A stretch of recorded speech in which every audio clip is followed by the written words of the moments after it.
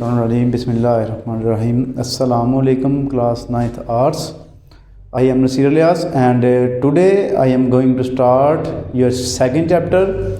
There is only one exercise in your second chapter and that is 2.1. इसमें हम क्या करेंगे जी 2.1 है हमारे पास सिर्फ सेकंड चैप्टर में और उसके हमारे पास देखिए 2, 2, 4, 2, 6, 7 जी टोटल हमारे पास क्वेश्चन है इसके 12 में से हम करेंगे 7 क्वेश्चन जो कि स्मार्ट सिलेबस के मुताबिक हैं। तो आइए देखिए जी पहला क्वेश्चन जो हमारे पास है वो है जी अगर सोने की मालियत 11,10,000 रुपये हो तो इस पर ज़कात मालूम कीजिए। जी सिंपल सा सवाल है आपका। पहले आपने लिखना है जी सोने की मालियत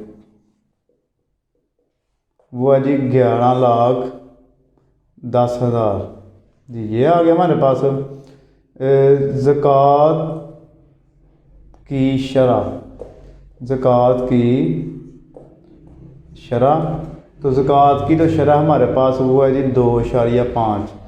ये जो है शरह आपको यानी कि सवाल में नहीं दी जाएगी, ये आपने याद रखना है कि जो ज़कात की शरह वो कितनी होती है। तो आपने वो इसको ज़बानी याद रख लेना है कि ये जो ज़कात का रेट है वो है जी 2.5%।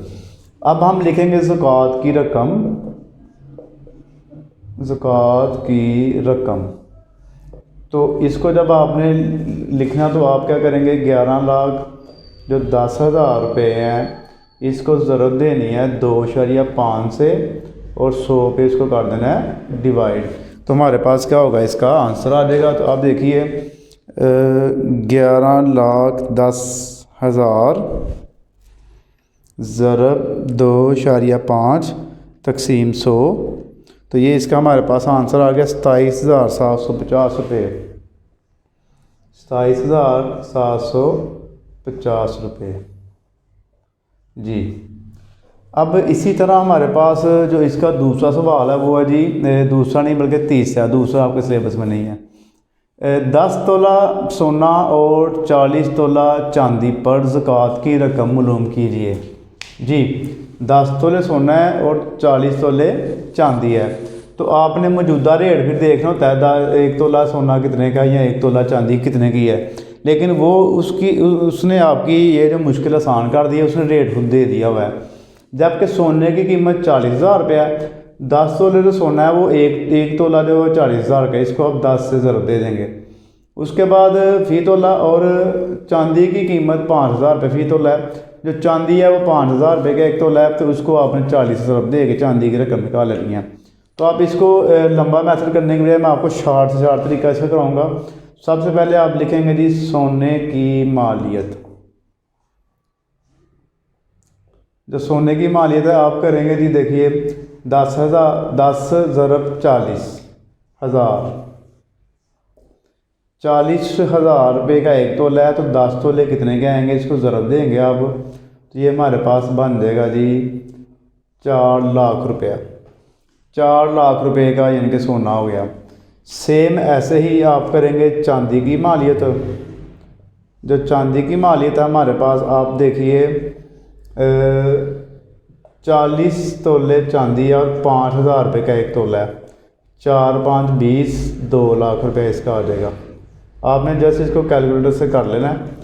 तो जी अब हम लिखेंगे इन दोनों पे हमने ज़कात निकालनी है। एक तरीका तो हमारे पास ये है कि हम 4 लाख के ऊपर लहदा ज़कात निकाल लें, चांदी पर ज़कात लिख के ऐसे और सोने पर ज़कात लिख के 2 लाख और 4 लाख दोनों पे बड़ी सिंगल ज़कात निकाल लें। दूसरा तरीका ये कि हम दोनों की रकमें इकट्ठी करके तो इनकी इकट्ठी ज़कात निकाल लेते हैं। तो ऐसा भी है। तो हम शार्ट तरीका कर लेते हैं। हम करते हैं जी कुल मालियत कितनी होगी हमारे पास 4 लाख जमा 2 लाख, ये बन गई 6 लाख। ज़कात की शरह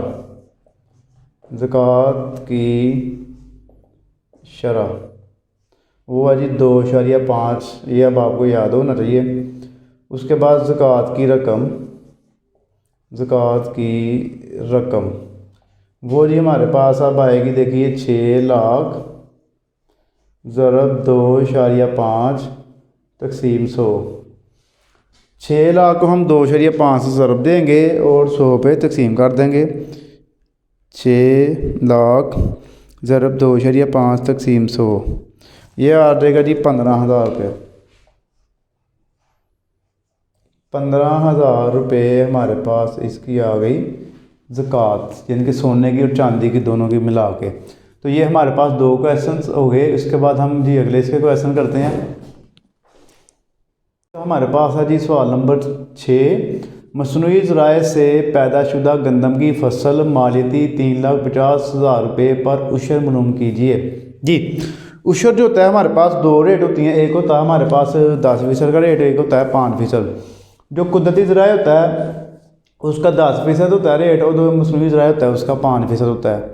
तो यहाँ पर देखिए सिर्फ आपका जो स्मार्ट स्लैब है तो उसमें सिर्फ मसनूई ज़राए वाला है, 5% रेट आपने यूज़ करके उशर निकाल लेना। देखिए आप लिखेंगे पहले गंदम की फसल की मालियत, गंदम की फसल की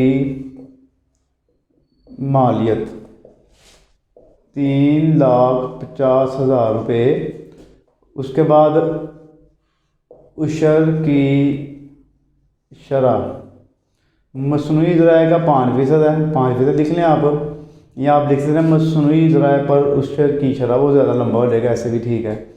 अब उशर की रकम निकाल लें, उशर की रकम तो 3,50,000 को 5 से ज़रा दे दें, 100 पे डिवाइड कर दें, 2 ज़ीरो इसे काट दें और 3500 को 5 से ज़रा दे दें तो आपका आंसर आ जाएगा 35,005, 17,500 आ गया, 17,500 ये इसका आंसर आ गया हमारे पास जी। उसके बाद आप देखिए जी हमारे पास है इसका सवाल नंबर अब 7।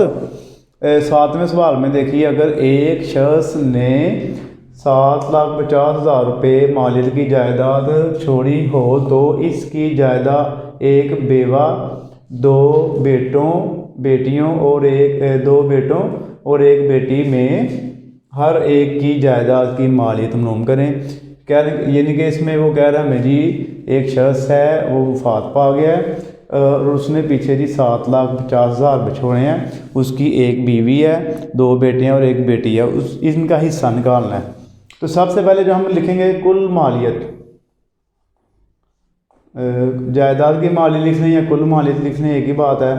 7,50,000 रुपये, बेवा का हिस्सा, अगर बच्चे हों तो बेवा का हिस्सा होता है जी 1/8। 7,50,000 को आप 1/8 से मल्टीप्लाई कर दें। आप इसको डायरेक्ट 8 पे ही डिवाइड कर दें क्योंकि 1 से मल्टीप्लाई करेंगे तो सेम वही वैल्यू आ जाती है। 7,50,000 को डिवाइड कर दें 8 पे तो ये हमारे पास आ गया 93,750, यानी कि 93,750। अब ये बीवी को हिसाब दे दिया, बाकी कितने बच गए, बकिया मालियत या बकिया रकम लिख लें या मालियत लिख लें।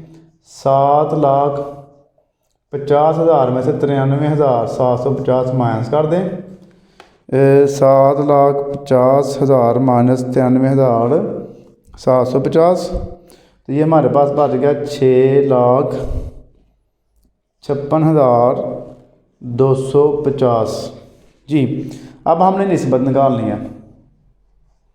निस्बत कैसे निकालेंगे, जितने बेटे हैं उतनी दफ़ा आपने 2 लगाना है, 2 बेटे हैं 2 दफ़ा 2 लगा लें, 1 बेटी है तो 1 दफ़ा आपने लगाना है 1, ऐसे। अब क्या करेंगे, निस्बती मजमुआ निकाल लेंगे।